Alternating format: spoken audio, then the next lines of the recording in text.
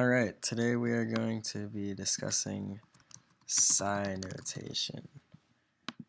And basically, psi notation is a simple way of figuring out what number is in a certain place in a number. So if we have a number, let's say 531, and I have a variable x, and I want x to be, 531 is in, by the way, I want x to be the tens place, the second digit going this way, 1, 2, the second digit in n.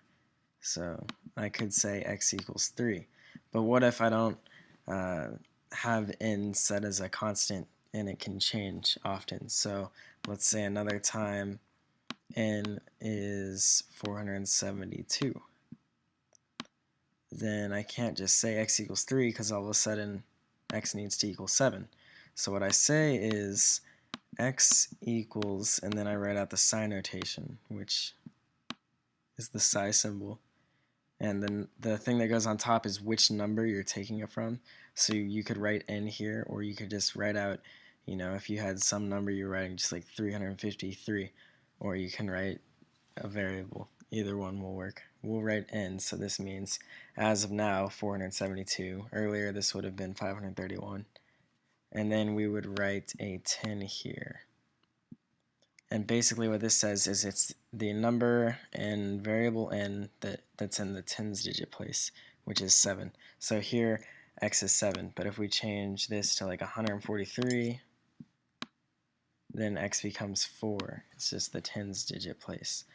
And if I were to make it 100, then it would be 1. If I were to make it just 1, or yeah, down here just 1, then it would be the ones digit place, which is 3. If I were to make this, 0.1, then it would be the one in the first decimal place, which is a 0. 143 is the same as 143.00 baud, right? So this time x would be 0. So basically that's what psi notation is. It's a pretty simple concept. Let me erase all this real quick. Now, if you want to, which this comes up often in decimology, let's say you wanted to add all of the digits in a number. So I have like this number, this is number x, right? 123. And I want n to be the sum of all the digits in here. Okay, so I want n to be 1 plus 2 plus 3, which is 6, right? I could do that in my head, but if I have x, once again, if it's not a constant, right, it's constantly changing numbers, I can't just put n equals 1 plus 2 plus 3. I gotta say n equals psi x 100, right, and then psi x 10, and I'm adding these together, and psi x 1. And another way you can write this is another notation. It's the sum psi notation, sigma psi notation. You basically put the sigma sign, right? And then psi, number x. And instead of writing 100 here and then 10 and then 1, you can just put alpha, which means all in this case. So we're taking the sum of all of the digits in the number x. So if n equals the sum of all the digits in the number x, and x is 123, n equals the sum of digit 1 plus digit 2 plus digit 3, which is 6.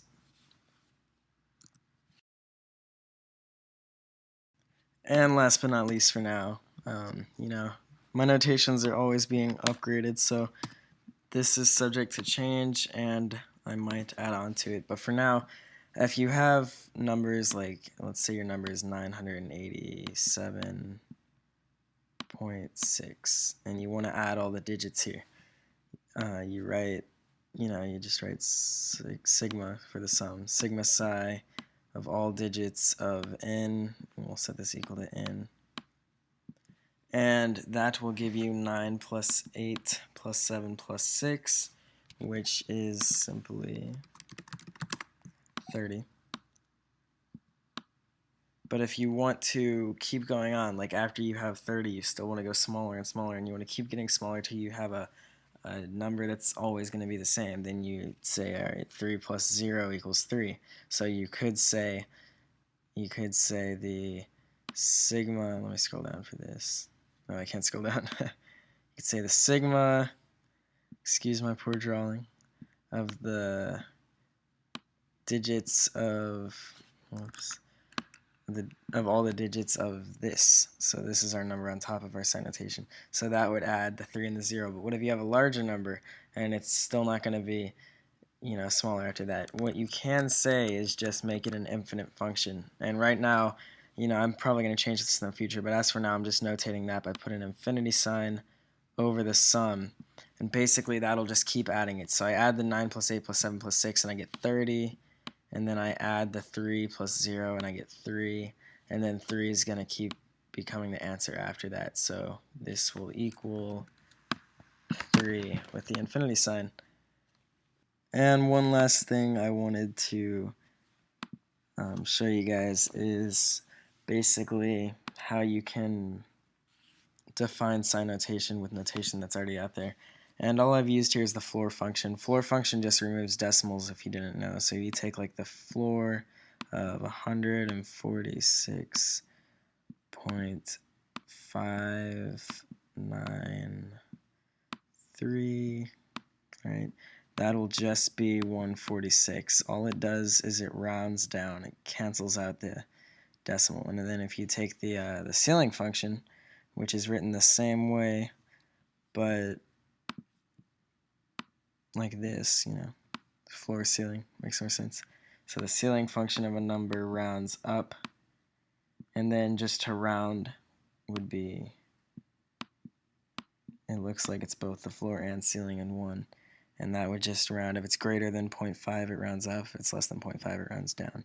So I'm using the floor function, right, and I'm describing psi notation with that, since floor function already exists, and psi notation has been recently invented by me. So if we have a number x, I just gave an example of 123, and we want to find the nth digit place, so the tens digit place, which in this case would be 2, we could write it like this, psi notation, and that would be 2. Or you can write it like this, and you can change into 100, and this right here would produce 1. You can change into 1, this would produce 3. Change it to 0.1, this will produce 0, and so on. So basically it's just x divided by n, so 123 becomes 12.3. We floor that, so we just have 12, right? Minus x divided by 10n, so x divided by 100, which is just 1.23. That's floored, so it's just 1 times 10, which is 10. 12 minus 10, 2. Right, so this is how you describe psi notation using the floor function. And oh my gosh, this was my first notation video. I think it went pretty well, but I might end up redoing this in the future, so check back. I'll probably put some headline on the website if I ever redo this video, but check back soon if you're watching this in 2011, because I'll probably update it before 2012 and try and make things easier to understand, probably prepare before I record it, but as always, this has been a Decimology.com video, and you can there's probably a lot of videos in the pattern section now that you can understand, now that you know psi notation and sigma psi notation and infinite sigma psi notation.